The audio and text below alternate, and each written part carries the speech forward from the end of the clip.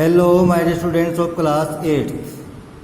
I am JP Chauhan, your English teacher. कल मैंने आपको जो आपका चैप्टर 3 है Miss Havisham and Pip, page number 29 उसकी रीडिंग कराई थी। आज आप देखेंगे पेज नंबर 30 और 31। So let us start now. When Pip entered Miss Havisham's house, he was conducted through dark passages with the help of a candlelight. When Pip entered Miss Havisham's house, जब पिप ने miss हविसम्स के घर प्रवेश किया, he was conducted through dark passage with the help of a candle light. वह एक मोमबत्ती के प्रकाश से जो अंधेरा रास्ता था उससे होकर के गुजरा। He was told to go into a large gloomy room. उसको बताया गया कि आपको इस बड़े और दुखी कमरे में प्रवेश करना है। Brightened a bit by several candles. उसने बहुत सारी मोमबत्तियों के प्रकाश से उस एक बड़े और दुखी कमरे में प्रवेश किया। देयर वाज नो वेंटिलेशन, कमरे में कोई भी वेंटिलेशन नहीं था, कोई भी रोशनदान वगैरह नहीं था जिसमें फ्रेश एयर और सनलाइट आ सके। It seemed to be a dressing room by the way it was furnished. और जिस तरह से इसको फर्निश्ड किया गया था, जिस तरह से इसको तैयार किया गया था, जिस तरह से इसको सजाया गया था, ये ऐसा लग रहा था मानो कोई ड्रेसिंग रूम हो। ड्रेसिंग रूम जो होता है वो श्रृंगार कक्ष होता है। And in an armchair sat the strangers lady, और कुर्सी पर एक अजनबी औरत बैठी हुई थी। He had ever set eyes on, और उसकी आंखें उस पर लगी हुई थी।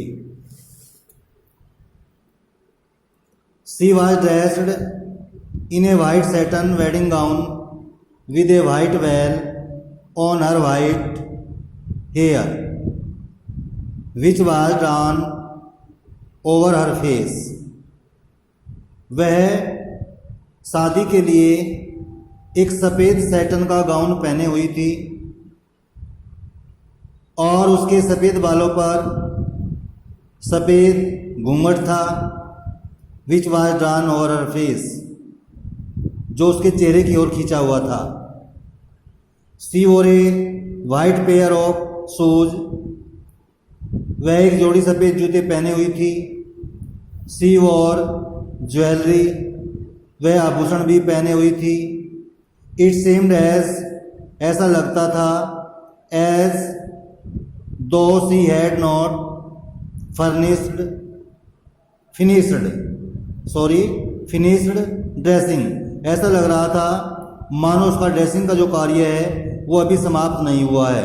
उसका जो सजने संवरने का कार्य है वो अभी समाप्त नहीं हुआ है। फॉर, क्योंकि she had one shoes on, उसका एक जूता तो खुला हुआ था। एंड वन शूज ऑफ, और एक जूता बंद था। The whiteness of everything had become of white, in fact yellow with age, और सफ़ेदी से हर चीज़ सफ़ेदी मालूम हो रही थी।